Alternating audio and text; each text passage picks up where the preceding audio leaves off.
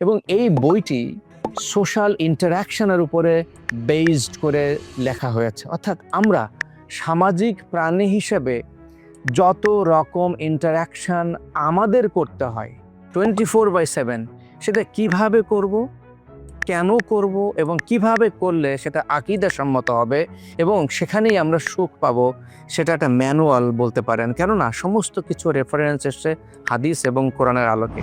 আজকে এই আলোচনাতে আমি আপনাদেরকে 13টি স্ট্র্যাটেজিক পয়েন্টস দেব এই বইয়ের থেকে।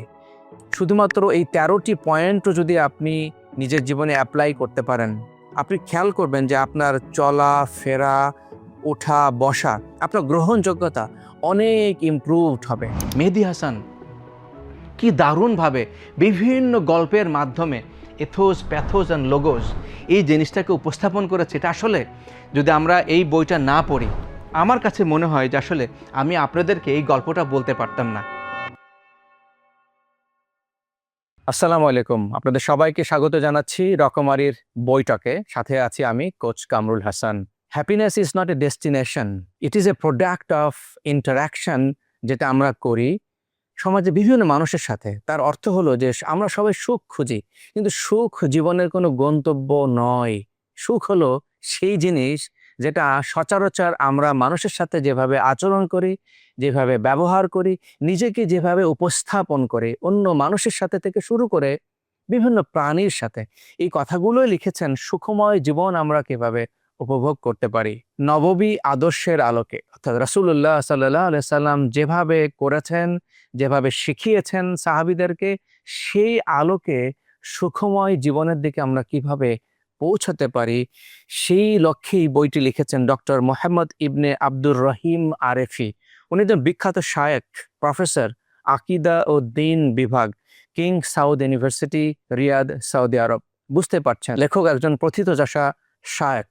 এবং এই বইটি সোশ্যাল ইন্টারাকশনের উপরে বেসড করে লেখা হয়েছে। অর্থাৎ আমরা সামাজিক প্রাণী হিসেবে যত রকম ইন্টারাকশন আমাদের করতে হয় 24/7, সেটা কিভাবে করব, কেন করব এবং কিভাবে করলে সেটা আকীদা সম্মত হবে এবং সেখানেই আমরা সুখ পাবো, সেটা একটা ম্যানুয়াল বলতে পারেন। কেননা সমস্ত কিছু রেফারেন্স এসছে হাদিস এবং কোরআনের আলোকে। আজকে এই আলোচনাতে আমি আপনাদেরকে 13টি স্ট্র্যাটেজিক পয়েন্টস দেব এই বইয়ের থেকে। শুধুমাত্র এই 13টি পয়েন্টও যদি আপনি নিজের জীবনে অ্যাপ্লাই করতে পারেন, আপনি খেয়াল করবেন যে আপনার চলা ফেরা, ওঠা বসা, আপনার গ্রহণযোগ্যতা অনেক ইমপ্রুভড হবে এবং আপনার আপনার চারিত্রিক গুণাবলী মোহনীয় হবে। আমরা যেটা বলি ক্যারিজম্যাটিক পার্সোনালিটি। স্বভাব একটা এমন জিনিস, একবার একটা বাজে অভ্যাস যদি তৈরি হয়ে যায়, এটার ইম্প্যাক্ট সারা জীবন আমাদেরকে ক্যারি করতে হয় এবং সেটার জন্য আমরা কি কি লস করি? আমরা চাকরি জীবনে লস করি, ব্যবসায়িক জীবনে লস করি, পারিবারিক জীবনে লস করি, সামাজিক জীবনে লস করি। আর কি? অফকোর্স আল্লাহ সুবহানাহু ওয়া তাআলার সাথে রিলেশনশিপ, সেই জায়গাটাতে গিয়েও আমরা ধাক্কা খাই। আমরা নবীর তরিকায় চলতে পারি না। একটা খারাপ অভ্যাসের ইম্প্যাক্ট বললাম, আপনারা বুঝতেই পারছেন কত রকমের খারাপ অভ্যাস, হালাল এবং হারাম আমরা যদি বাছ বিচার না করি, সেখান থেকে কিভাবে আমরা স্বভাব পরিবর্তন করতে পারবো, সেখানে বলা হচ্ছে যে সাধনা করলেই তা সম্ভব। অর্থাৎ কিভাবে আপনি সাধনা করবেন সেটা রেসিপি এই বইতে দেওয়া হয়েছে। আপনি একটু ব্যতিক্রম হতে পারেন, সেটা কিভাবে আপনি ব্যতিক্রম হবেন। ইন্টারেস্টিংলি আমরা আমাদের নিজেদের স্কিল সেটটাকে কিভাবে ডেভেলপ করে কাজের ইম্প্যাক্ট তৈরি করতে পারি, সেই বিষয়টি নিয়েও এখানে ফোকাস করা হয়েছে।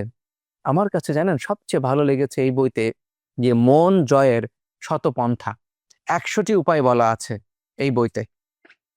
হান্ড্রেডস অফ ওয়েজ, যে আপনি মানুষের মনকে কিভাবে জয় করবেন।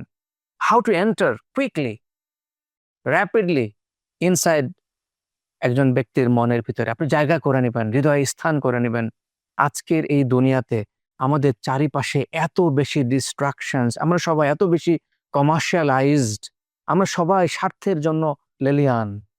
আসলে সবাই বলে যে ধান্দা, সেই জায়গাটাতে কিভাবে আমি আপনি ব্যতিক্রম হতে পারি, মানুষের মন জয় করতে পারি কিভাবে, জেনুইনলি সেই উপায়টা দেওয়া আছে। তো বলা হচ্ছে যে আখলাক মানুষের এত দামি, বিনয়ী হওয়াটা কেন জরুরি, কেন বিনয়ী হওয়াটা আখলাকের সর্বোত্তম গুণ। রাসূলুল্লাহ সাল্লাল্লাহু আলাইহি সাল্লাম এই বইতে যেভাবে বলছেন, আমরা সবাই জানি যে উনি ধর্ম প্রচার করেছেন অস্ত্র দিয়ে নয়, তরবারি দিয়ে নয়, শাসন করে নয়।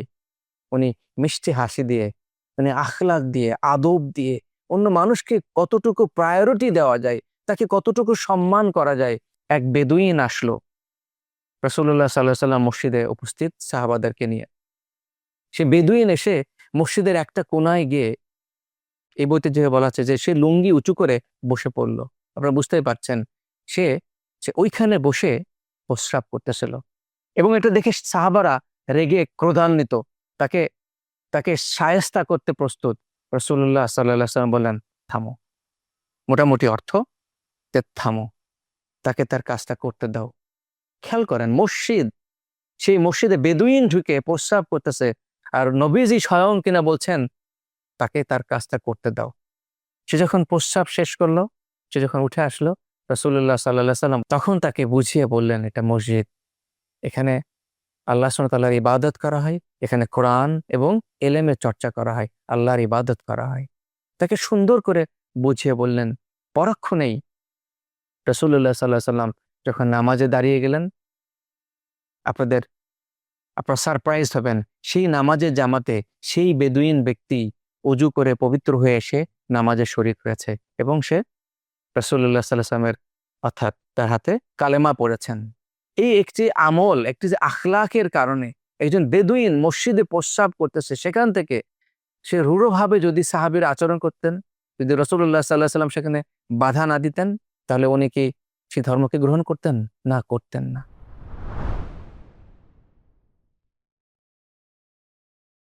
আপনি খেয়াল করেন কি দারুণভাবে আপনি এই প্যাথোজের ব্যবহার করে আপনি যেই পজিশনে থাকুন না কেন, আপনি winning combination, you are not only winning as a leader মাঠে, you can win in the office, in the business, you can win in the society. So এই এক্সাম্পলটা দিয়ে আপনাদেরকে বোঝাতে চেয়েছি যে শুধুমাত্র মেসেজ দিলে হবে না, শুধুমাত্র নাম্বার থাকলে হবে না, কিন্তু এই যে কম্বিনেশন দুর্দান্তভাবে এথোস, লগোস অ্যান্ড প্যাথোস। মেহেদী হাসান তার বইতে বলছে যে আপনি যদি মেটিকুলাসলি প্লে করতে পারেন, ইভেন দো যে আপনার মেসেজিং উইক, কিন্তু ইমোশনালি আপনি মানুষকে কানেক্ট করতে পারছেন, মানুষ আপনার জন্য জান প্রাণ দিয়ে দিবে, মানুষ যার যা কিছু আছে সেটা দিয়ে আপনাকে সাপোর্ট করতে পারে। আরেকটি এক্সাম্পল আমি দিতে চাই, এই ফ্রেমওয়ার্কে ম্যাচ করে, সেটা হলো RJ কিবরিয়া একটা শো আমি দেখলাম, যে শো অ্যাকচুয়ালি ফেমাস হয়েছে আসলে ওই যে হারানো মানুষকে যে খুঁজে দেয়, আমরা সবাই জানি, রাইট? আপন ঠিকানা। দেখুন ইমোশনটা কীভাবে, অর্থাৎ এই যে শ্রোতার অডিয়েন্স ইমোশন, একজন মানুষকে হারানো মানুষ 10 বছর 15 বছর 20 বছর সেই মানুষগুলোকে খুঁজে দিচ্ছে, যেই কারণে খেয়াল করুন এই এপিসোডটা পার্টিকুলারলি গণমানুষের কাছে কিভাবে গ্রহণযোগ্যতা পেয়েছে। কিন্তু আনফর্চুনেটলি এবার আমরা অনেকেই মনে করি যে শুধুমাত্র আমার মেসেজটা যদি স্ট্রং হয়, আমার এখানে নাম্বার থাকবে, আমার এখানে অনেক ভরি ভরি রেফারেন্স থাকবে, তাহলেই হয়ে যাবে। No, this is only 33%। যদি আমি চিন্তা করি 3টা মিলায় 100 ভাগ, তাহলে এখানে 33, এখানে 33, এখানে 33। I have a strong message, আমি সুন্দর করে বলতে পারি, দ্যাটস ফাইন, কিন্তু হোয়াট অ্যাবাউট দিস?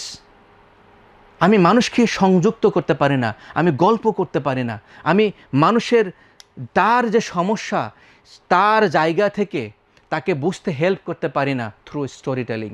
মেহেদী হাসান কি দারুণভাবে বিভিন্ন গল্পের মাধ্যমে এথোস, প্যাথোস অ্যান্ড লোগোস এই জিনিসটাকে উপস্থাপন করেছে। এটা আসলে যদি আমরা এই বইটা না পড়ি, আমার কাছে মনে হয় যে আসলে আমি আপনাদেরকে এই গল্পটা বলতে পারতাম না, অনেস্টলি বলছি। কেননা আমি যখন এই গল্পটা পড়লাম মেহেদী হাসান, আমি লোকাল কনটেক্সটে মেলাবার চেষ্টা করছি, তখন দেখলাম আরে আমাদের সামনেই তো এরকম মানে ব্রেক থ্রু এক্সাম্পল আছে যে এই প্যাথোসকে ব্যবহার করার। আমি 2টা এক্সাম্পল দিলাম যাদেরকে আমি চিনি জানি অ্যাপারেন্টলি, কিন্তু আপনারা আরও অনেককে চিনেন জানেন, ইউ নো বেটার ডেফিনেটলি।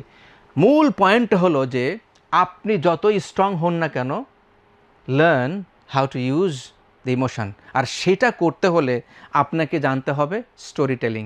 এবং সেটাও মেহেদী হাসান এই বইতে বলছে যে আসলে স্টোরি টেলিং আপনি নিজে হিরো বা আমি নিজে হিরো হওয়ার জন্য না, স্টোরি টেলিংটা হতে হবে যে দর্শক আমার শ্রোতাকে আমি জেতাবো, এবং শ্রোতাকে জিতাতে হলে শ্রোতার সাথে আগে আমাকে কানেকশনটা তৈরি করতে হবে, তার গল্প।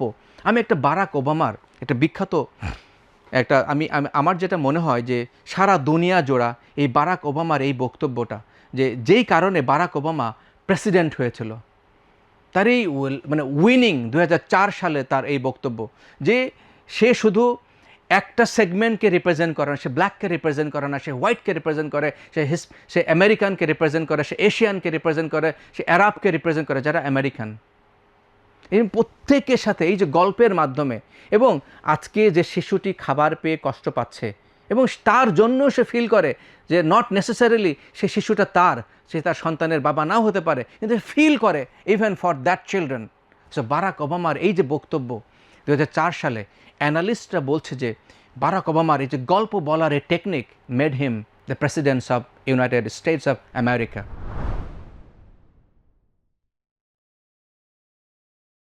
সবার প্রিয় একটা বই, সারা দুনিয়াব্যাপী আমাদের মনে হয় যে বাংলাদেশে কমসে কম 50 লক্ষ মানুষ এই বইটা পড়েছে, আমার ধারণা, এটা আমি বিশ্বাস করি। আমি এই বইটা পড়েছি 1992 সালে। গল্পটা বলবো। বইটার নাম হলো how to win friends and influence people.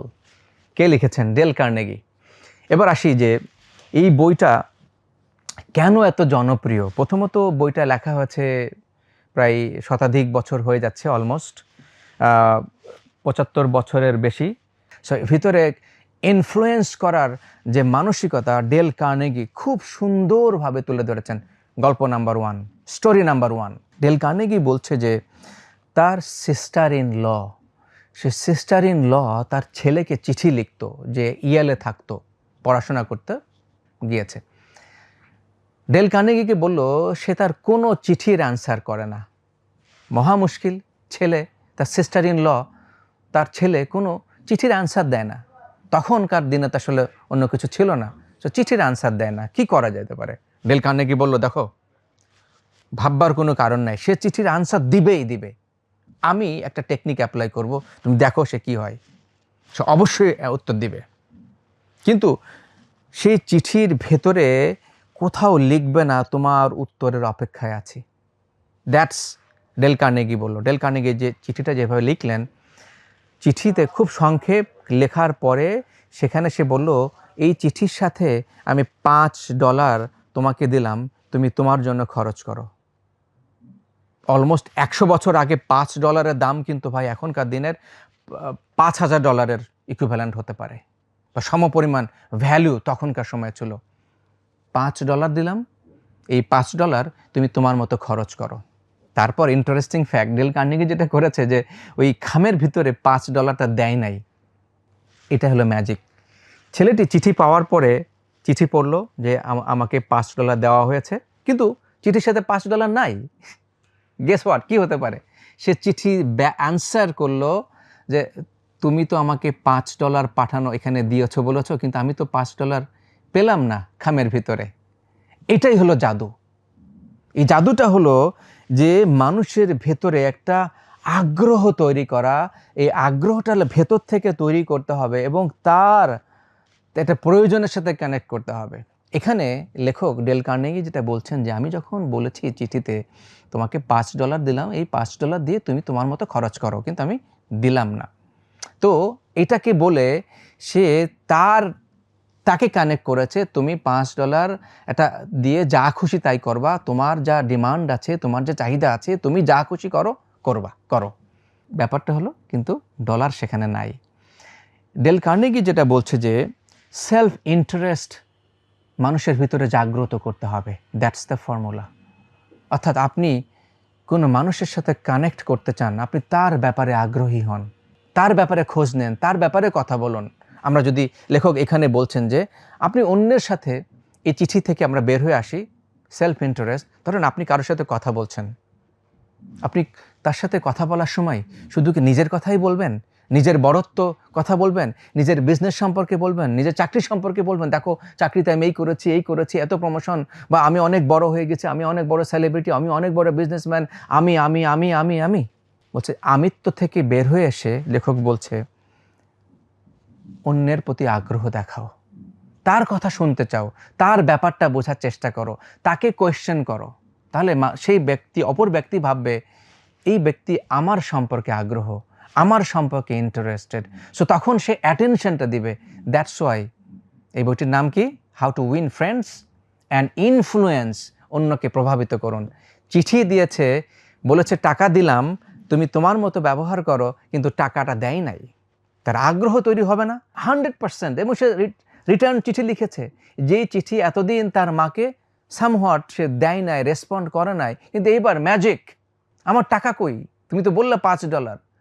So এইভাবেই কাজ করবে, আপনি অন্যের ব্যাপারে আগ্রহী হন। সো ডেল কার্নেগির এই যে আমার হাতে যেটা আছে যে স্পেশাল অ্যানিভার্সারি এডিশন, এটা একটা কালজয়ী বুক, আমি সেই 33 বছর আগে পড়েছি।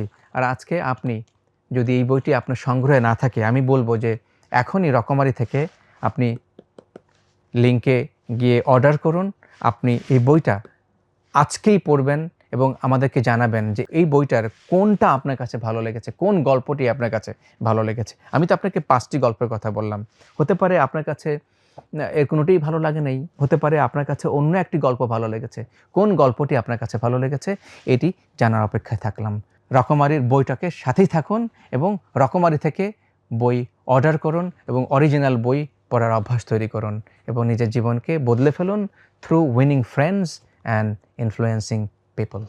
6 লক্ষাধিক পণ্য আর অসংখ্য সুবিধা নিয়ে আস্থার রকমারি আপনার দোরে। যা কিছু দরকারি সাথে আছে রকমারি। বই ও পণ্য অর্ডার করতে ভিজিট করুন এখনই।